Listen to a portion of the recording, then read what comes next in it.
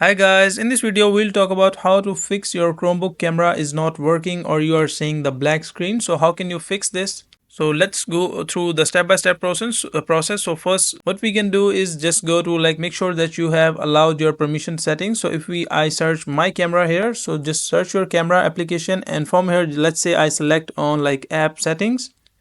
And once I go to in the app settings, so just make sure that you have allowed this kind of these features, app permissions, to make sure that this camera is turned on. And if it is turned on, and the next thing that you can try is this, make sure that you are using the latest version of Chrome, Chrome or Chromebook. And if you're also using the latest version, so what you can do is just update your Chromebook or update the drivers. So just go to the Google and search for the drivers for camera for your Chromebook, and once you update the drivers you will be able to use your camera. And if there are still some glitches, so what we can do is just, as you can see, the hardware problems as well, so there might be any kind of physical damage or hardware defects that can affect the camera functionality.